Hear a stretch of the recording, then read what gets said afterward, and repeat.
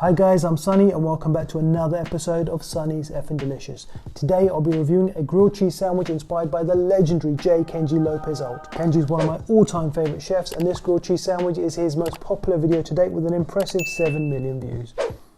Absolutely nothing complicated about this sandwich, so let's start off by grating some cheddar cheese. Be super generous here, it's a grilled cheese sandwich so it should be super indulgent and satisfying. Next let's move over to our chorizo. We'll be grating this too. Now this is quite new to me. I would normally slice or dice my chorizo, but grating it seems like quite a smart idea. Typical Kenji, always teaching us new tricks and tips. This bit at the end was a little tricky, so I just put my knife through it and gave it a rough chop. Right, let's make some space on our board as things are about to get funky. Right, can anyone explain to me why I'm throwing parsley on my board? I know, it's weird, right?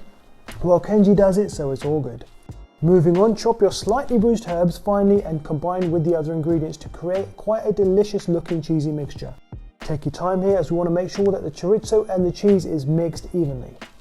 Go ahead and grab yourself some sourdough bread. Actually, hold on a second, I forgot about my beer.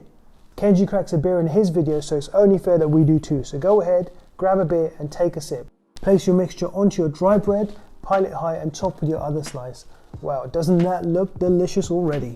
Press your sandwich down, grab 2 cubes of butter and place a pan on a medium heat. Throw in 1 cube of butter, let it start melting before placing your sandwich into the pan.